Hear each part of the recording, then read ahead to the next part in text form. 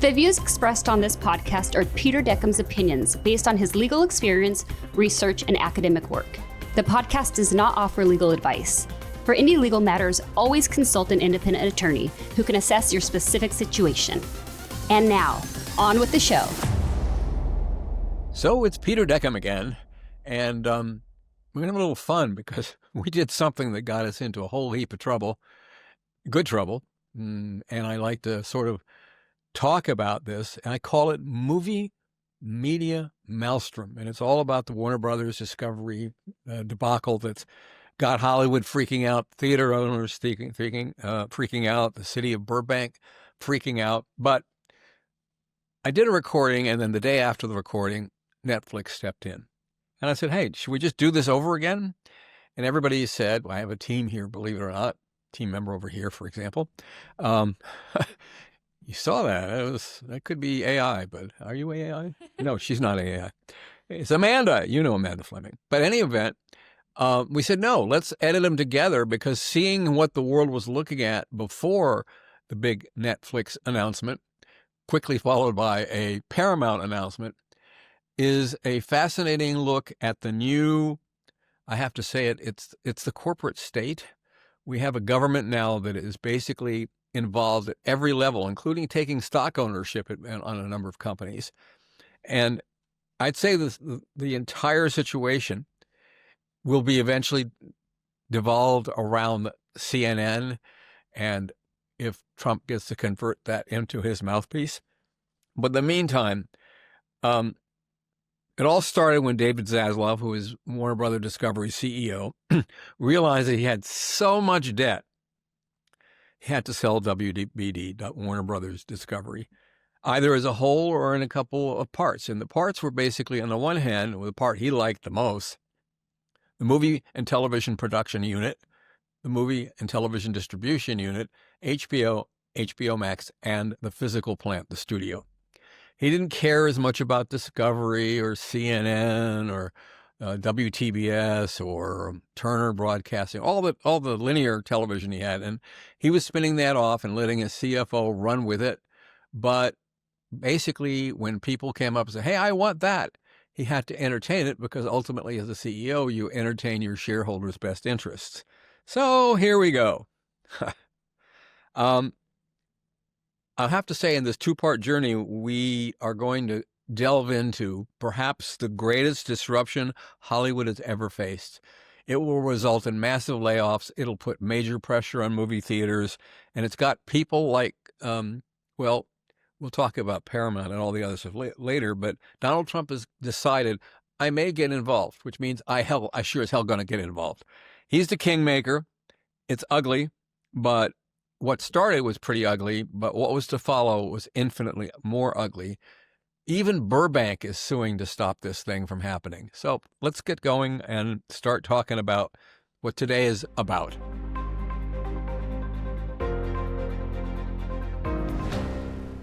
Well, hello there. It's Peter Dekom again. And before I get into my conversation that I call The Unraveling, which is basically addressing a myriad of complications in the film, television, and digital media business, primarily in the United States, I wanted to address a question that somebody had over why are these giant AI farms with massive file servers sitting idle? And if I didn't make it clear last time, I'll let you know that basically there's no electricity because we can't supply enough electricity to furnish AI. We will be able to do a lot more as we get into quantum computing, and some changes in quantum computing may eliminate the need of having something hundreds of degrees below zero on a concrete platform. There is something going on in Japan that may make that much more ubiquitous and will have a profound impact on AI. AI obviously is having a profound impact on the entertainment business. But right now, we have a really complicated set of variables. On the one hand, the government, the Trump administration, absolutely wants to control media. He said repeatedly that the press is the enemy of the people. It's a refrain that I keep hearing from other people, J.D. Vance, et cetera. They all complain about elitist universities, and yes, they both have Ivy League degrees. But you're looking at a battle where the head of the Federal Communications Commission, CAR, has basically, taken President Trump's threats to pull broadcast licenses from various large companies. And basically, you have watched those large companies jump through hoops to accommodate that absurd, absolutely illegal, unconstitutional demand on the part of both Trump and CAR. Let's look at what's going on. Well, obviously, if you believe there is a First Amendment, and I still have hope that there is, we do have free speech, and that speech does apply to film, television, and digital media. But you'll also see that all the big players, the ones with the money to create the kind of content people tend to want to see, and that's a question mark, we'll discuss that in a moment, they tend to be huge conglomerates, of which the film and television production part is hardly the entire game. And so as you look at the big game being played right now, Warner Brothers is for sale, Warner Brothers WBD, which means Warner Brothers Discovery, either it gets cut into two parts, or it's sold totally, is basically has to go through governmental approval processes. You can't just say, okay, all the broadcast licenses that I have as WBD are automatically approved when a new buyer comes into place. There are hearings before the FCC. There are hearings before the Securities and Exchange Commission. The DOJ, the FTC have to look at monopolistic practices as companies combine, which is basically a shitload of government approvals that are required for anyone buying and selling a big company. And God help you if you are in the crosshairs of the President of the United States. And the entire motion picture, television, and digital media business is definitely in those crosshairs. So we have a lot to worry about. We don't want to lose that First Amendment. I got kind of addicted to it. You're listening to a product of it. I'm exercising my First Amendment rights right here and right now. And I'm hoping to be able to continue to do that. Alternatively, I could be hauled off in chains and put in an alligator facility that I wouldn't like. So this is all very important. What's also going on are generational shifts. You're watching people who have content love for certain kinds of product and different attention spans and different thresholds of what they like to see. You have a battle between something called linear television, which includes things like free advertising supported television, etc. But it's basically the fundamental notion of linear means it's scheduled. You sign up for a service, you look up the schedule, like cable television, broadcast television, stuff shows up on those schedules, and it's linear. The networks, cable networks, a lot of them are pretty traditional linear telecasters. And I use the word telecasting because broadcasting means terrestrial over the air. So I use telecaster to kind of grab it all. But you're also watching a couple of trends that scare the crap out of people in my industry. And I've been here for a lot of it. When I first started practicing, broadcast network releases of theatrical motion pictures were very common. And this new player was coming in. It was called pay television, cable. At first, cable television was introduced as, your signal, you live in a bad neighborhood, you can't get a signal. Well, we're putting cable in there. And if you want to pay for that, we'll help you. A lot of neighborhoods said, we're having neighborhood cable systems. So people basically got cable systems, not because they wanted all this unique new programming. They just wanted to get a better signal so they could not have to put aluminum foil on their antennas of their broadcast TVs. The world has changed dramatically. I remember when I was basically approximately in utero, television was basically cathode ray tubes that were very small, about the size of your hands holding a basketball. And you could look at that, and black and white, of course. And I remember when I was just learning how to talk, right? My father was a newscaster on the local news station in Washington, D.C. And I remember running behind the TV in my little waddle saying, "Daddy, Daddy," and I couldn't find him. That was the high point of television in my life. Okay, moving right along, we had color television, we had cable television. Everyone's sitting here looking at what's going on today and assuming we're going to be run completely and totally by artificial intelligence, which is the only kind of intelligence I've ever had. But moving through that, the understanding here is that we're going to be making product using technology that is very, very cheap, except for some reason, the budgets keep going up and up and up. And when they make those movies, and we'll talk a little bit about the anomalies like Wicked, et cetera, that just broke all kinds of records. But the notion here is, look, unions and guilds want to protect jobs. They want to protect actors' jobs. That's the Screen Actors Guild, American Federation of Television and Radio Artists, otherwise known as SAG-AFTRA. And the writers want to protect the writers creating all kinds of stuff. People are less concerned with directors under the assumption that it will be the directors running the AI anyway. But we have a huge collective bargaining session expected in 2026. And you may remember the other one from 2023. We came out of the pandemic, and all of a sudden, the unions decided it was time to draw lines in the sand, build trenches, and decide we're going to fight this AI thing. Well, if you look at the results of a very, very, very long strike, months and months and months and months, nobody really got much of anything. And the reality is people are now creating deep fakes or movies and TV series based upon characters that you cannot tell from a living human being, who are weird anomalies and very entertaining. So you're looking here at something called change, and it's really unraveling the old way of doing things and beginning to do things an entirely different way.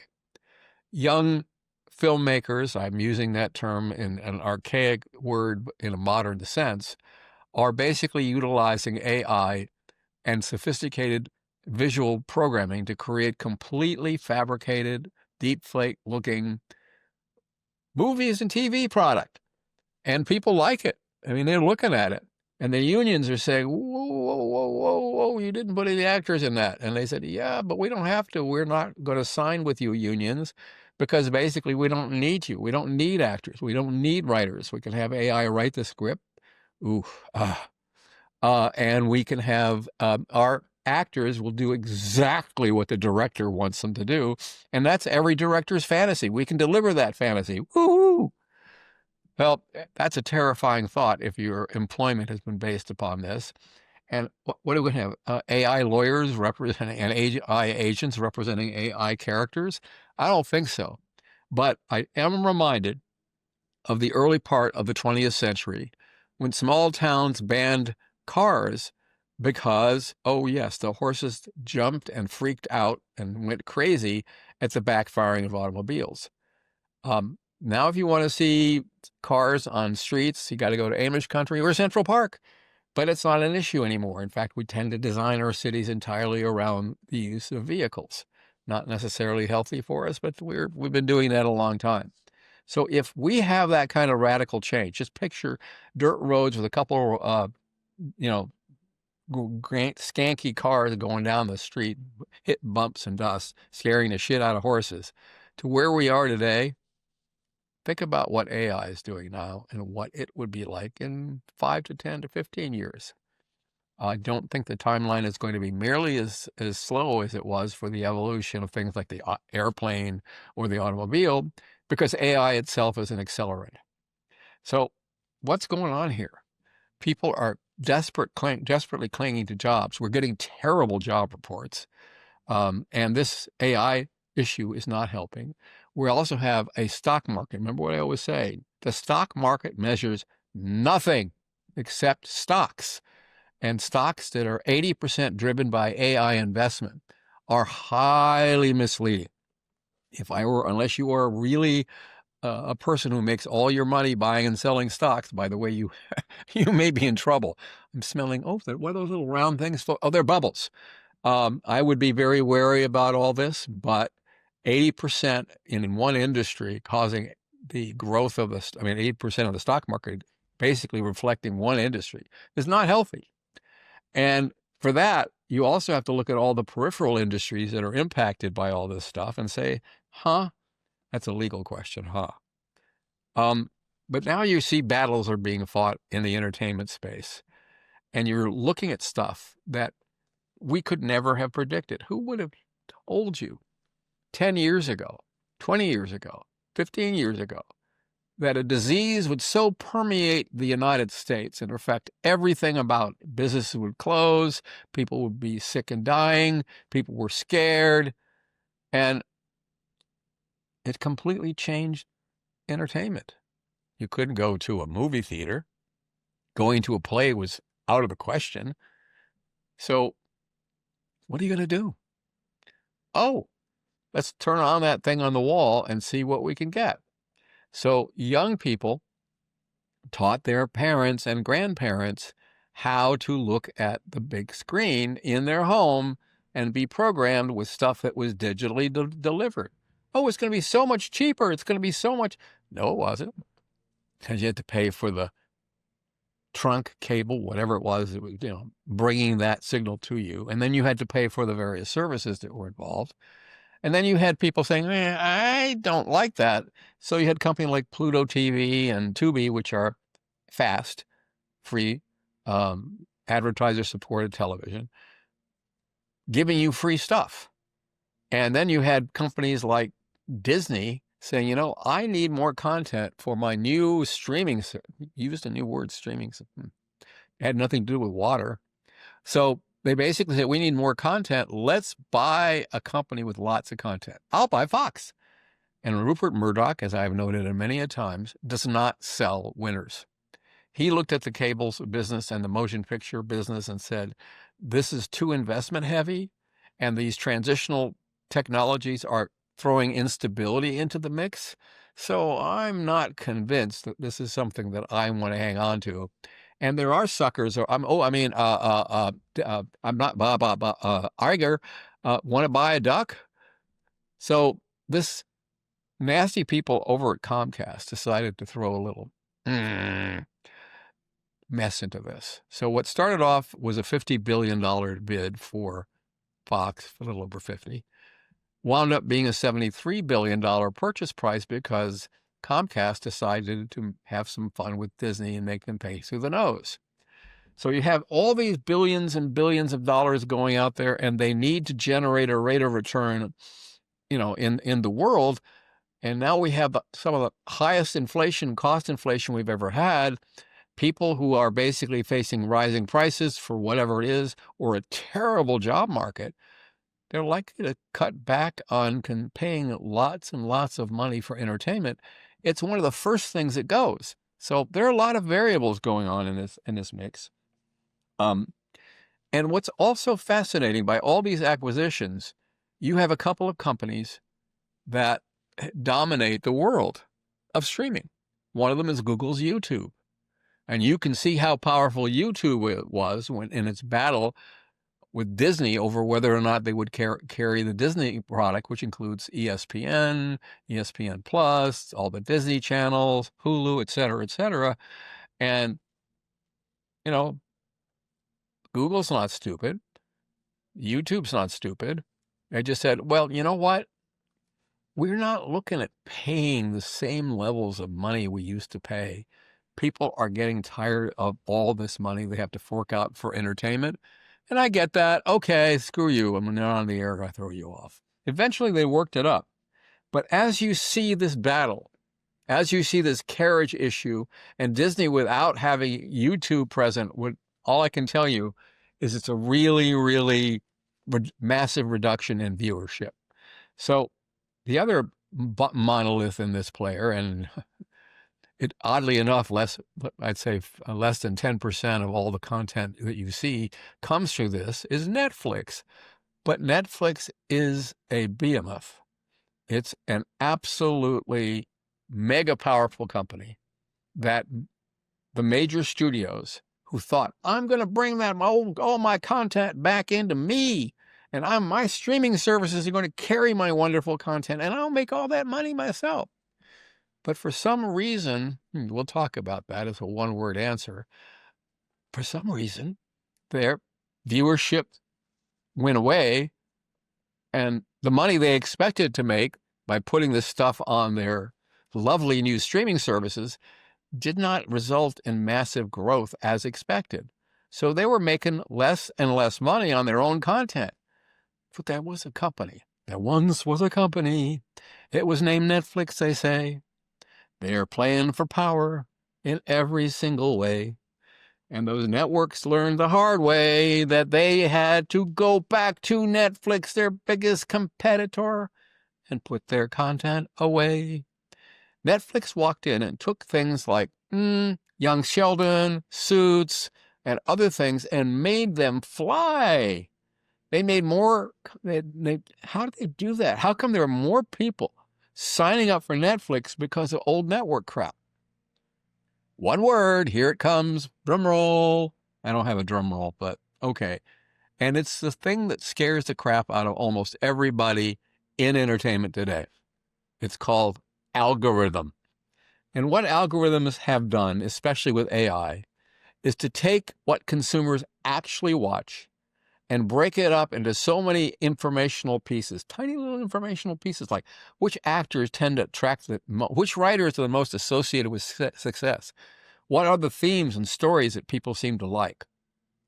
And they look at every single element. Who's the producers with the greatest track records?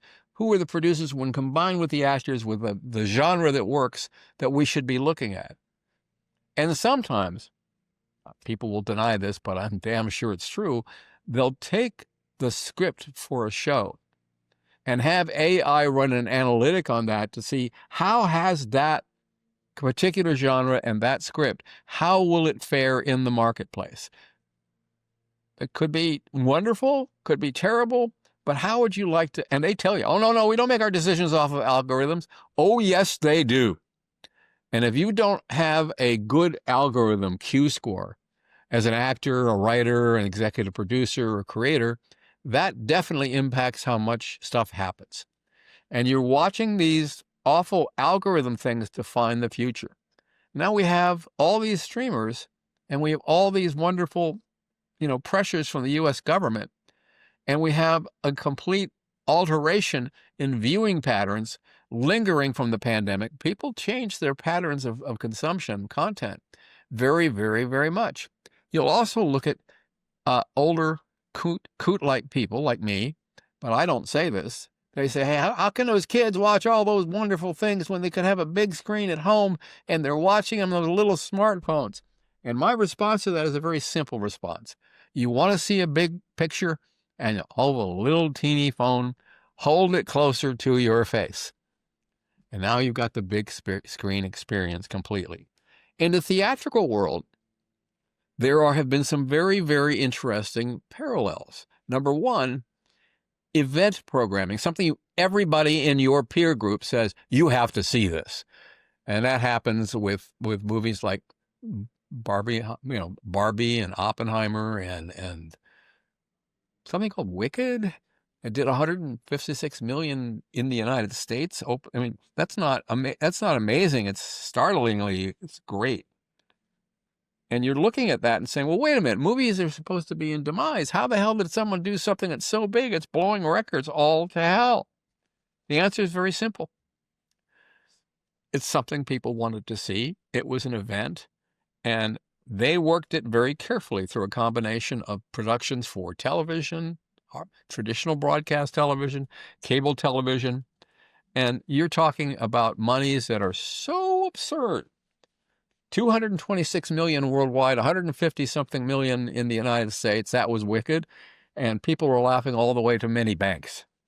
So obviously it does happen.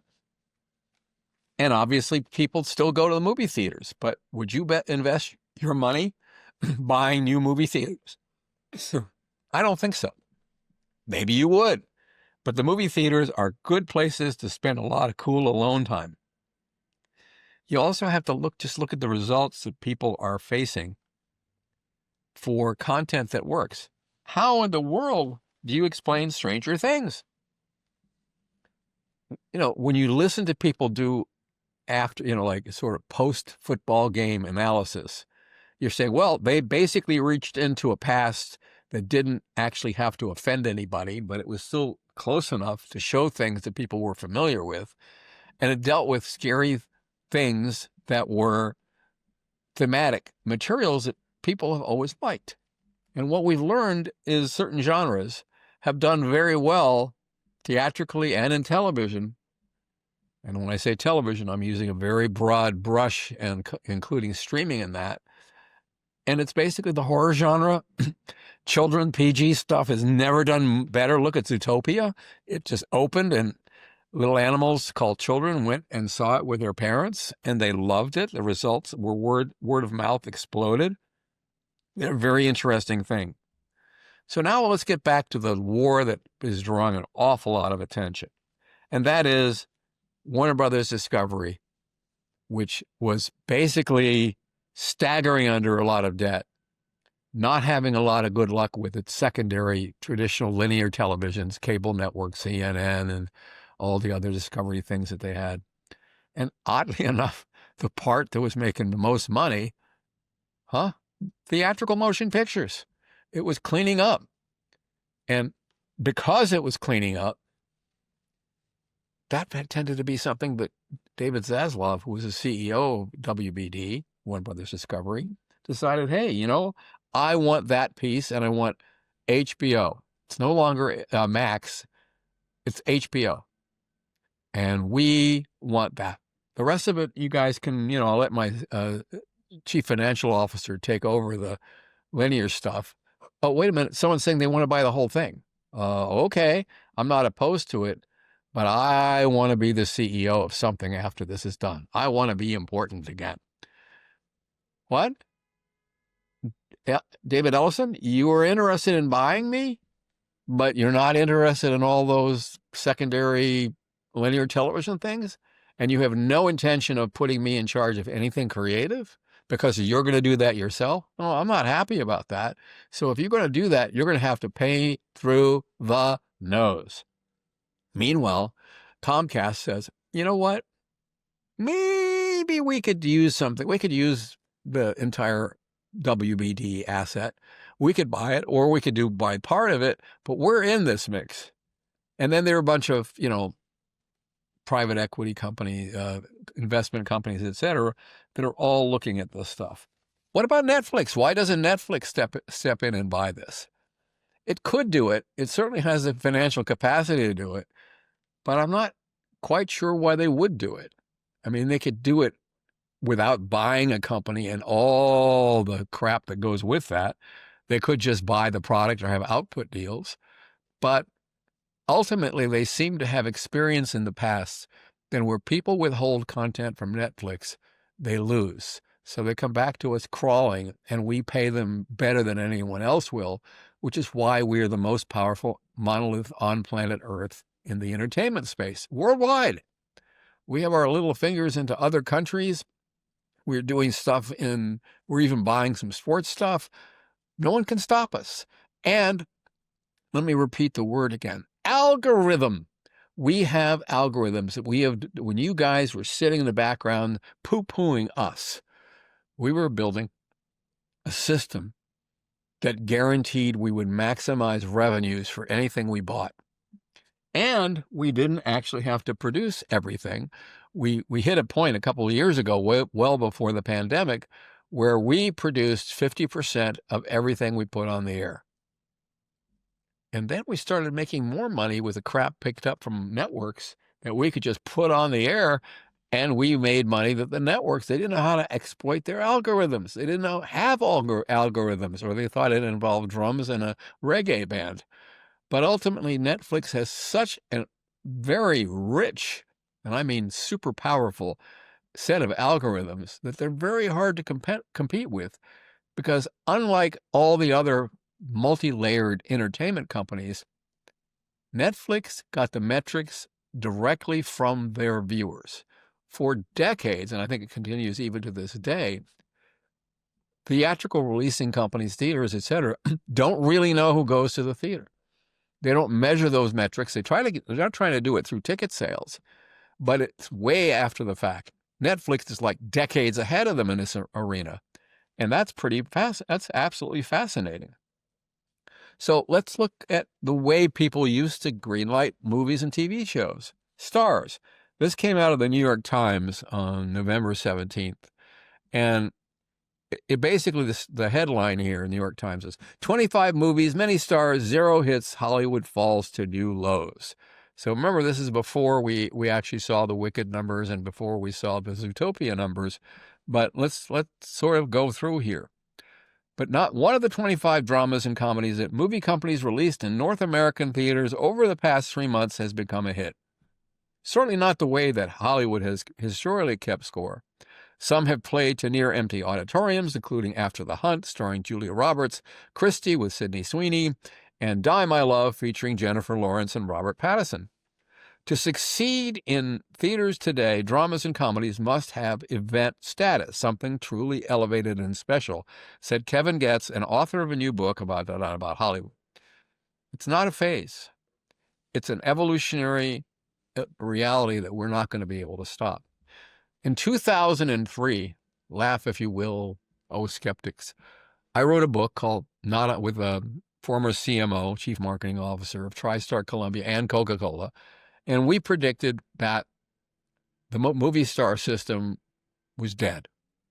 And we called the book Not on My Watch, or Hollywood versus the Future. You could no longer bank on having movie stars that determine whether a movie opened or not. There were some unique players. If you're a comedian and you're really, really funny, you may be able to generate a new story around your comedic talents, but your mere talent is not enough to draw people. Movie stars, the people whose persona is, charismatically developed over the years, not character actors, but those movie stars whose personality uniformly goes through the movies that they make, ain't worth much. Why? Because rising generations are looking for what's cool next. And all a movie star is, if it's a persona that they're seeing all the time, is what was star then. So you suddenly find movie stars not driving motion picture attendance. Certainly Avatar, which is going to make a fortune. There are no recognizable movie stars. They're a bunch of blue people, but at the end of all this stuff, it's not the movie stars that make it work. Zootopia may have voices from famous actors, but I bet that nobody has gone to that movie because of a certain star's voice. You're starting to look at the fact that that notion of event is a demographically determined event. In other words, for the cohort that you're trying to attract to go to see a movie, that event must be overwhelming. And it has to become a must-see reality. And that kind of marketing is very complicated. It takes a long time. And that's one of the reasons why people bought, the Marvel Universe and all kinds of wonderful things that guaranteed success, except they always put in a movie star. I always found it very funny that one of the things that was very, very amusing to me anyway, is that motion picture movie stars open movies when the movie companies basically put all their marbles on that movie. So if you have a Tom Cruise movie, Tom Cruise says, well, I open movies, I'm a star, and he may. I mean, I wouldn't be too. There are people who like Tom Cruise movies. But what happens when you have a Tom Cruise movie, whether it's Mission Impossible or something involving a jet plane somewhere, what happens basically is the studio will triple or quadruple their marketing budget. So you have to ask yourself, what's making that movie work? The fact that the studio is prioritizing it and pouring money into the marketing of it, or the actor? I think one of the interesting things about Mr. Cruise, one of my clients used to actually rewrite every movie he did. And Tom Cruise knew that my client was probably the best writer in Hollywood at that time. He's passed away since. But Robert Towne is the name if you want. And he had Robert rewrite every single property he made. And I have to tell you, that made a big difference. Robert was one hell of a writer. I've had a lovely career representing spectacular writers. And Robert Towne, Paul Haggis is a great writer. He wrote $1 Million Baby, all kinds of stuff. And ultimately, that creative spark, that reality, has to attract the priority of the studio distributing the movie. So it's not just an event for the audience that you're building, but it's an event for the studio executives who are supposed to take a risk. And the other thing next to algorithms that is really important are 3 extraordinary letters, CYA, cover your ass. And what you have with studio creative executives and networks too, is they tend to do stuff that's familiar to them, unless it's by a marquee name, Steven Spielberg, Chris Nolan, whoever, that is willing to put their name on a movie and they alone define the space. When Jim Cameron makes a movie, trust me, the world turns and looks. So you have this event notion, you have certain packageable elements, but you'll notice that I've more emphasized the creative force than I have the actors behind it.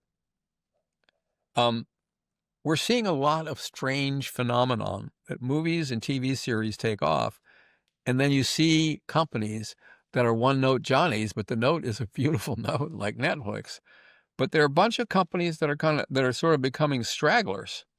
And in that, you have companies like, these are people that are close friends that I love. They're very talented, very creative, and absolutely wonderful. What do you do with Sony and Lionsgate? They don't have streaming services. They don't have the massive content libraries of companies that have been in existence on a continuous basis for 50 to 75 years. And they are producing stuff. And look, I'll tell you, Lionsgate's produced some pretty terrific stuff. The Hunger Games are just some of the things they've done.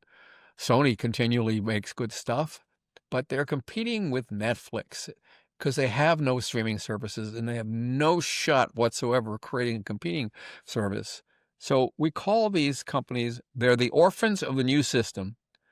And there's an article by Michael Shane, an analyst in the motion picture industry, written on November 21st, says, this is the title, The Orphans of the New System, Why Sony and Lionsgate Are Running Out of Time. So that means somebody's going to wind up either buying their assets and merging it into a much bigger scenario, or they'll just unravel. Oh, that's the theme of this presentation. So I'm looking at this stuff. They're not big enough. So what does Lionsgate do? Does it merge into a good-sized production company like Legendary? How does it protect itself? Does Sony understand that Korean and Japanese themed material, anime for Japan, are a market worth exploiting? Where's Apple in all this? Tim Cook is supposed to leave soon, but Apple has always been very, very skeptical of taking risks in creative material. It's something that defines them. They're a great company. They're a great tech company. And that's the other thing that's going on in this industry. There's morbid fear that technology is going to so rework the industry that all that money in sound stages, all that real estate, all the production equipment that we have is completely and totally obsolete. What? Obsolete? No. These are great. People are building new sound stages all over the world. I mean, they're worth a lot. Are they? And I suspect that you're going to find people fighting like hell. It's Hollywood versus the Future, the name of my book, one of my books. And you're looking at a group of people who are trying to produce the billions of dollars of legacy assets they have, and they need to figure out how to make it work. Enter Paramount, but more than Paramount, I think the interesting is who's behind Paramount. You have one of the largest competitors in the artificial intelligence universe, one of the number one technology companies that is a financing behind that. And this gentleman who owns it, a guy named Harlan Ellison, is basically one of the richest people in the world. He's maybe second to a Tesla guy. I keep forgetting his name, whatever it is.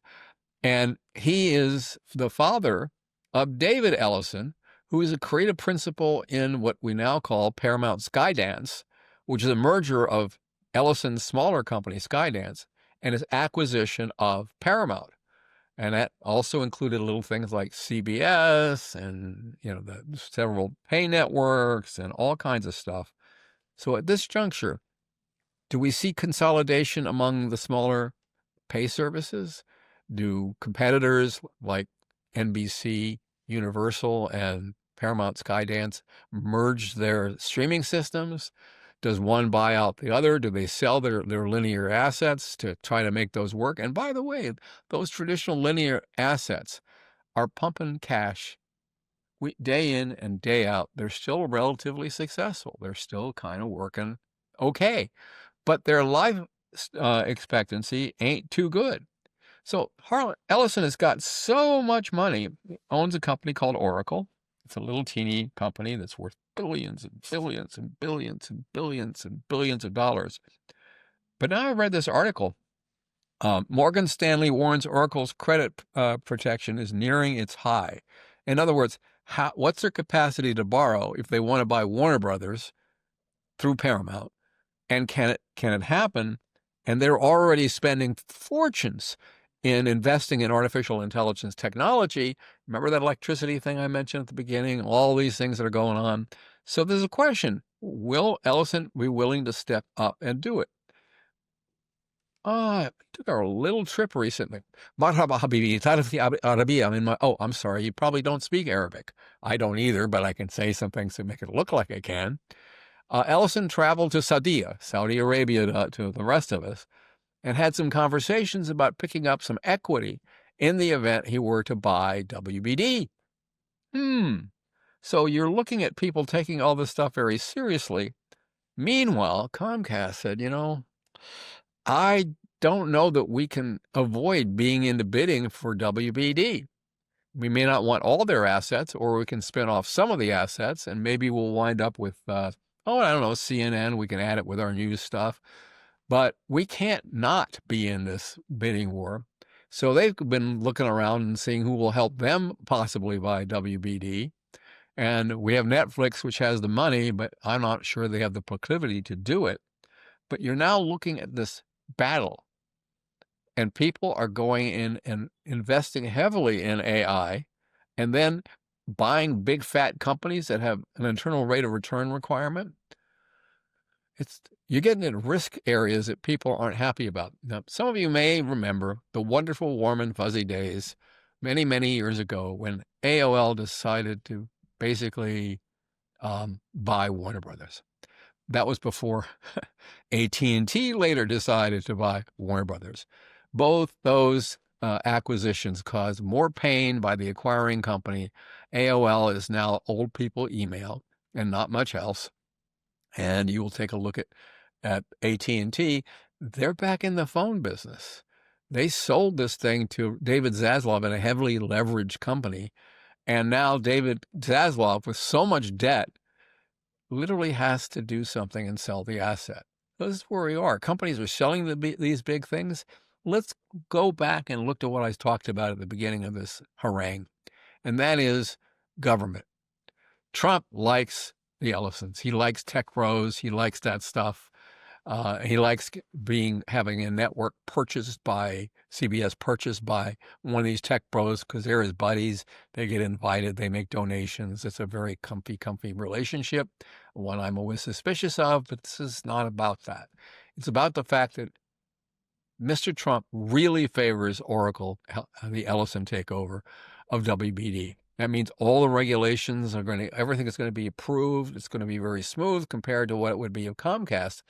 Because Comcast has, something called NBC.